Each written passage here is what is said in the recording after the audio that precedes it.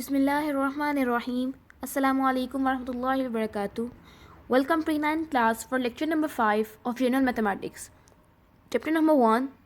This chapter is about percentage, ratio and proportion. In this video we will cover exercise 1.5. Question number 6 and question number 8 are in your classwork. Question number 7 is in your homework. Again we are at proportion. We know very well. A proportion is an equality of two ratios. There are two types of proportion, direct proportion and indirect proportion. Indirect proportion is basically known as inverse proportion. Okay. The new thing for you, that is compound proportion. The relationship between two or more proportion is known as compound proportion. दो या दो से ज़्यादा proportions के दरमियान जो relation होता है डेट इज़ कंपाउंड प्रोपोर्शन. इसमें हम लोग दो प्रोपोर्शंस को या तीन प्रोपोर्शंस को आपस में कंपेयर कर रहे होते हैं. Let's see the example of compound proportion. Compound proportion में आप you see very well, you see here there are three quantities, metre, hours and days. तो अननोन क्वांटिटी हमारे पास डेज है. पहले हम लोग डेज के साथ आवर्स का कंपेरिजन करेंगे, whatever with the comparison, whether it's a direct or inverse. फिर हम लोग इसी तरह डेज के साथ मीटर का कंपैरिजन करेंगे. मतलब जो आपके पास अननोन क्वांटिटी होगी आपने उस अननोन क्वांटिटी का दोनों नोन क्वांटिटी से बारी बारी कंपैरिजन करना है. ज़रूरी नहीं दोनों का कंपैरिजन उसका डायरेक्ट आए. जैसे यहाँ डेज़ का और आवर्स का कंपैरिजन इन्वर्स आ रहा है और डेज़ का और मीटर का कंपैरिजन डायरेक्ट आ रहा है. तो दो अननोन क्वांटिटी को दोनों क्वांटिटीज़ के साथ हम लोगों ने कंपेयर करके उसकी प्रपोर्शन डिसाइड करनी है. So now we have a question number 6. A manager plans to produce 100 bicycles with the help of 25%, working 4 hours daily. एक मैनेजर है बाइसाइकिल फैक्ट्री का, उसने प्लान किया कि वो 100 बाइसाइकिल्स बना लेगा 25% के साथ अगर वो 4 घंटे डेली काम करें. Right. How many bicycles can be made by 40% if they work 3 hours daily? How many bicycles can be made by 40% if they work 3 hours daily? So here you can see bicycles are unknown quantity. In first condition we have 100 bicycles, but in second condition we have X bicycles because we don't know. We have to find how many bicycles. In first condition we have 25%. In second condition we have 40%. In first condition we have 4 hours, and in second condition we have 3 hours. Write down these three quantities. First of all we have to write the unknown quantity. Bicycle is unknown, that's why I can write bicycle first, and then I can write person, and then I can write hours. Let's see. Here you can see 100 bicycles with the help of 25% working 4 hours daily. And how many bicycles can be made by 40% if they work 3 hours daily? तो अब इसमें हमारे पास to को proportion थे जिनको हमने compare करना है.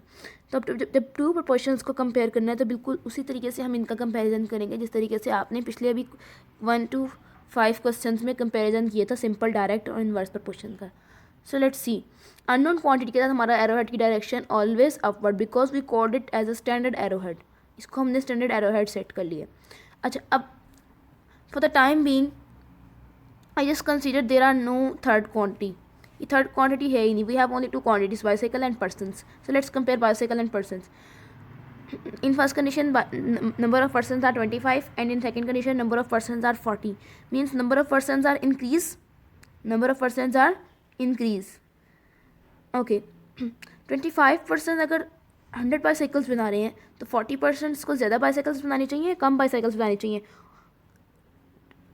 25% 100 बाइसाइकिल्स बना रहे हैं और 40% अब नंबर ऑफ़ पर्सन ज़्यादा कर दिए गए हैं तो बाइसाइकिल्स भी 100 से ज़्यादा बनेगी या 100 से कम बनेगी. काम करने वाले लोग ज़्यादा हैं, अब ऑब्वियसली ज़्यादा बनेगी क्योंकि 40% कर दिए तो काम करने वाले लोग हमने बढ़ा दिए तो नंबर ऑफ़ बाइसाइकिल्स भी 100 से ज़्यादा होगा. मीन्स पर्सन 25 से 40 इंक्रीज़ कर रहे हैं तो बाइसाइकिल्स भी 100 से इंक्रीज़ करेंगी. अब वो कितनी इंक्रीज़ करेंगे जब हमें एक्स की वैल्यू कैलकुलेट करने के बाद पता लगेगा. राइट. तो बाइसाइकिल और पर्सन के दरमियान डायरेक्ट रिलेशन है. And whenever if one quantity is increasing other is also increasing, it's mean there is a direct relation between these two quantities. So persons के पास एरो हेड की direction upward आ जाएगी, because direct proportion के case में arrow head की direction same होती है स्टैंडर्ड एरो हेड से. ओके, अब पर्सनस का हम लोगों ने कंपैरिजन कर लिया बाइसाइकिल के साथ. Now it's a time to compare hours with bicycle. अब हमने आर्स को बाइसाइकिल से कंपेयर करना है. So consider there is no limited quantity.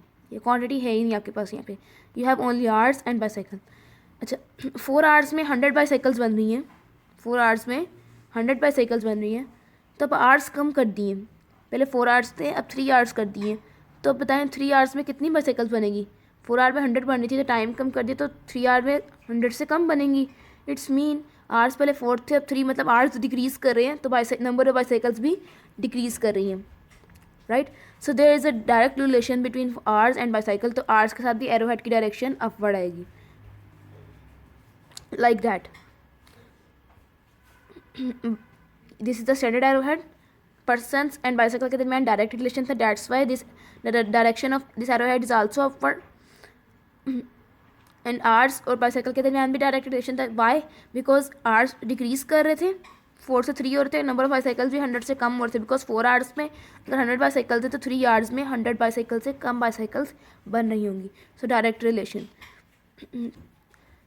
Okay, तब आपने इसको लिखना किस तरीके से. अगेन वही step. Tail is your numerator and head is your denominator. तो आप यहाँ पे आ जाएगा x/100, बट इक्वल के बाद यहाँ पे 40/25 भी आएगा, और सेकेंड रिलेशन आपस उसके साथ थर्ड रिलेशन सेकेंड रिलेशन के साथ आके यहाँ पर मल्टीप्लाई हो जाएगा. राइट. पहले यहाँ पे अगर यहाँ पे एक ही पोर्शन होती सिंपल, यहाँ पे लिखा होता 40% का रिलेशन दिया तो हम करते 40/25, बट यहाँ पे आर्स भी गिवन है. That's why we can also write 40/25 multiply 3/4 as well. Unknown quantity here and known quantities are there. So cutting is possible. 2 2s are 4, 2 2s are 4, 2 0s are 0. So we have 20/25 multiply 3/2 multiply 100. Again cutting is possible. 2 1s are 2, 2 5s are 10, 2 0s are 0. So we have and here also 5 4s are 20 and 5 5s are 25. So here we have 4/5 multiply 3/1 multiply 50. Okay, again cutting is possible of 5 and 50. 5 1s are 5, 5 10s are 50.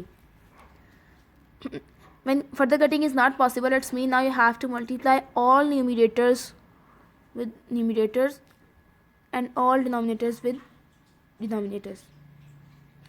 4 3s are 12, 12 10s are 120. It's mean when 40% work 3 hour daily, so manager can produce 120 bicycles. Right. Next question. Question number 8. A factory makes 600 soaps in 9 days with the help of 20 machines. First quantity is soaps, that is unknown. In second condition, how many soaps? How many soaps can be made in 12 days with the help of 18 machines? अब कह रहे हैं factory में 600 soaps 9 days में बन रहे हैं, 20 machines अगर काम करती हैं तो बताएं how many soaps means x soaps made in 12 days with the help of 18 machines. Again, it's a soap making machine. Okay, now we have to compare days with soaps and then we have to compare machine with soaps. पहले days का soap के साथ comparison करके decide करना है कि whether it is direct or inverse, and then machine का soap के साथ comparison करना है whether it is direct or inverse. जब हम days का soap के साथ comparison करेंगे तो we consider there is no relation of machine. Okay, 9 days में अगर 600 सोप्स बन रहे हैं तो नंबर ऑफ़ डेज़ जब हम इंक्रीज़ कर देंगे 9 से 12 कर दिए तो नंबर ऑफ़ सोप्स भी इंक्रीज़ हो जाएंगे, क्योंकि अब डेज़ बढ़ गए हैं तो नंबर ऑफ़ सोप्स को भी इंक्रीज़ करना चाहिए. तो अब 600 से ज़्यादा सोप्स होंगे. डेज़ इंक्रीज़ करें 9 से 12 and soaps number of soaps भी इंक्रीज़ करें. It's mean direct relation. तो यहाँ पे एरो हेड की डायरेक्शन अपवर्ड हो जाएगी. अच्छा, अब हमने डेज़ को सोप से कंपेयर कर लिया. Now machines. नाउ अब मशीन्स को सोप से कंपेयर करेंगे. 20 मशीन्स अगर 600 सोप्स बना रही हैं, अब नंबर ऑफ़ मशीन्स 18 कर दी हैं, नंबर ऑफ़ मशीन कम कर दी हैं, तो नंबर ऑफ सोप्स 600 से कम बनेंगे, क्योंकि पहले 20 मशीन्स 600 सोप्स बना रही थी।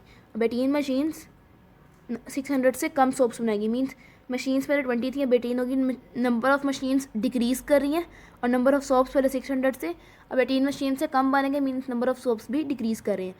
If one quantity is decreasing other is also decreasing, it's mean direct relation. तो यहाँ पे भी डायरेक्ट मशीन्स का भी सोप के साथ डायरेक्ट रिलेशन है और डेज का भी सोप के साथ डायरेक्ट रिलेशन है। तो दोनों पे एरोहेड की डायरेक्शन अपवर्ड होगी, like that. Okay, again x by 600 equals to 12 by 9 multiply 18 by 20. Cutting is possible. 9 ones are 9, 9 twos are 18. So we have x equals to 6 by 1 multiply 2 by, okay, 9 ones are 9, 9 twos are 18, and 2 6 are 12, 2 10s are 20. So we have 6 over 1, 2 over 10 multiply 600. Again cutting is possible. 10 ones are 10, 10 6 are 60, and 10 zeros are 0. So we have 6 multiply 2 multiply 60. Further cutting is not possible. That's why I am going to multiply all numerators with each other. 6 twos are 12, 12 sixes are 72, and this 0 as it is. Means 6 twos are 12, 12 60s are 720. You should multiply by yourself on your rough notebooks and check whether this answer is correct or not. So now your homework is exercise 1.5 question number 7. Thank you so much. Allah Hafiz.